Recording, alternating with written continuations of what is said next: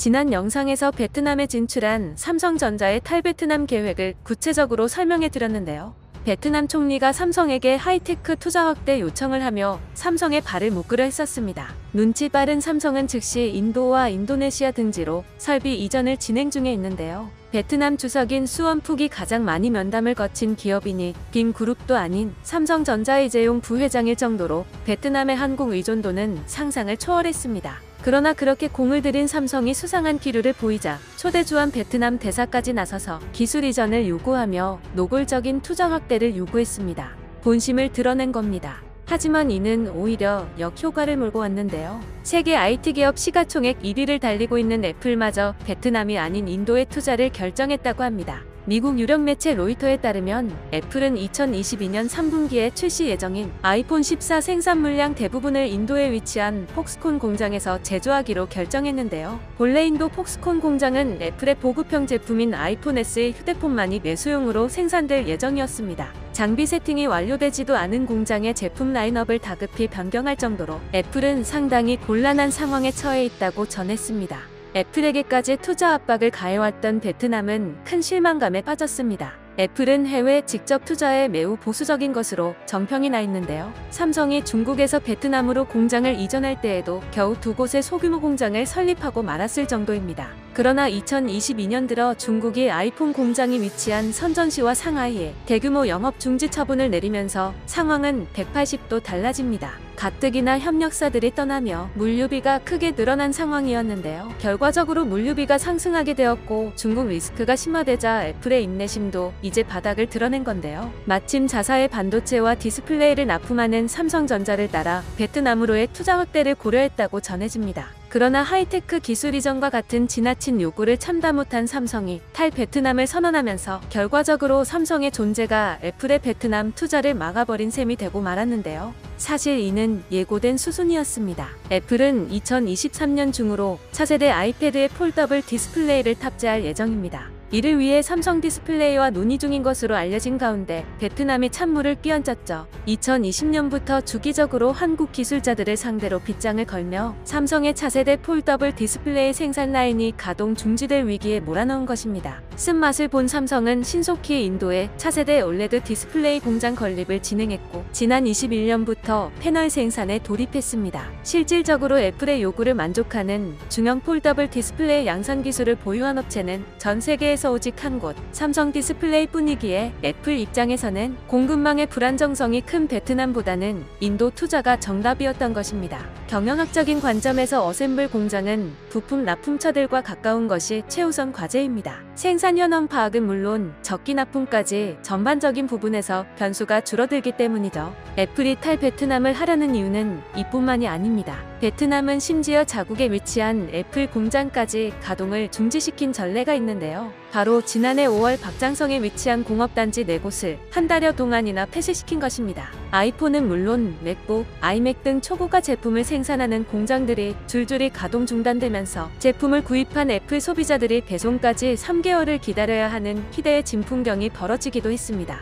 애플은 적기에 제품 공급을 하지 못하면서 소비자들의 불만 가득한 목소리와 환불러쉬를 감당해내야만 했습니다. 언제나 최상의 소비자 경험을 첫 번째 과제로 내세우는 애플 입장에서 엄청난 이미지 타격을 받은 사건이었죠. 애플은 더불어 차세대 폴더블 제품을 한국에서 생산하는 방안도 추진 중인 것으로 보입니다. 업계의 정통한 국내 소스에 따르면 삼성전자는 올해 3분기에 출시될 갤럭시 폴드4와 갤럭시 플립4 생산 물량을 전량 구미 공장으로 이전한다고 합니다. 이로써 삼성의 모든 폴더블 스마트폰은 한국에서 생산이 되는데요. 한국 삼성 디스플레이 공장에서 공급망 리스크 없이 스마트폰용 폴더블 디스플레이를 바로 납품받을 수 있다는 장점 때문에 적절한 조립 하청업체만 구한다면 불가능한 선택지는 아니란 것이죠. 이렇게 베트남에 대한 투자 자본이 속속 돌아서는 가운데 한국의 산업통상자원부는 기름을 부었는데요. 하노이 지사 김경돈 무역관이 내놓은 21년 외국인 투자 동향 및 전망 리포트에 암울한 전망만이 담겨 있었기 때문입니다. 이 리포트는 포스트 차이나로 각광받았던 베트남은 기대를 저버렸다고 서문을 열었는데요. 지난해 동안 외국 자본이 베트남에 투자한 건수는 25.7% 감소했으며 주식 등 간접 투자는 38.2%나 감소한 것으로 집계되었다고 합니다.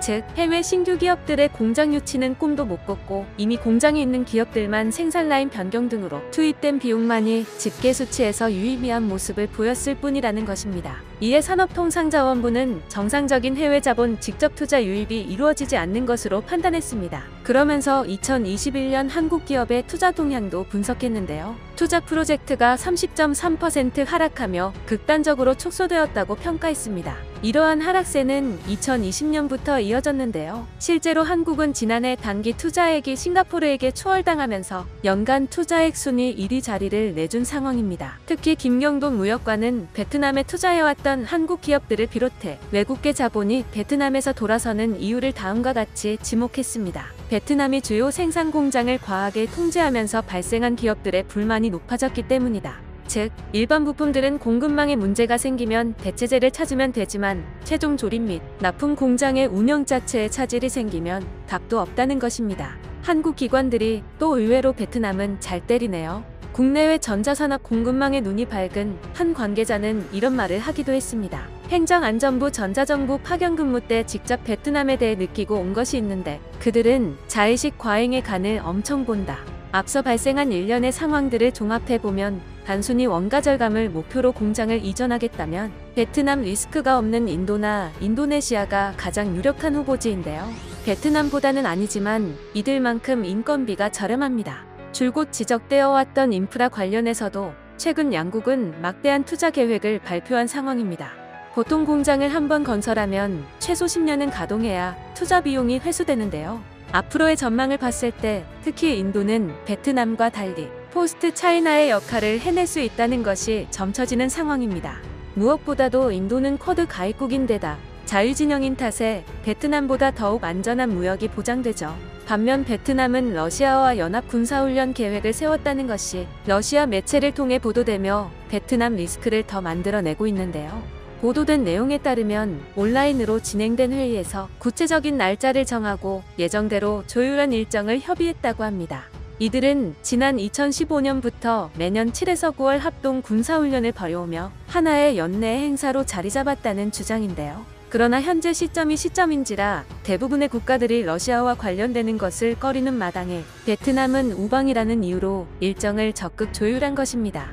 이 같은 소식이 전달되자 레티투앙 베트남 외무부 대변인은 성명을 통해 사실상 군사훈련 일정을 시인했는데요. 그는 우리의 일관된 정책은 상호 신뢰와 이해를 강화하기 위한 것일 뿐이라며 원론적인 답변을 내놨습니다. 베트남은 최근 심화되는 중국과의 갈등에서 미국을 끌어들여 동맹 수준의 외교를 구축하려 애쓰고 있는데요. 미국 기업인 애플에게 투자를 하라며 집착했던 이유 중 하나이기도 합니다. 그러나 애플은 지난 3월 러시아에서 모든 사업을 중단하고 철수했습니다. 여는 미국 기업들과 같이 러시아 제재에 동참한 건데요. 이런 국제사회 정세 속에서 베트남이 러시아와 협력하는 행보를 보일수록 미국 기업들은 베트남 투자를 꺼릴 수밖에 없습니다. 수많은 미국계 기업들은 중국 리스크를 피해 공장을 이전할 국가를 찾고 있습니다. 그중 한국 기업들이 호되게 당한 사건을 벤치마킹하고 있는 와중인데 베트남이 이런 행보를 보일수록 과연 투자를 확대할 기업이 있을까요? 자국에 투자한 기업들을 달달 볶았던 베트남은 지나친 욕심으로 중국으로부터의 낙수 요구는커녕 뼈와 살까지 다 내주게 생겼습니다. 이상 QH였습니다.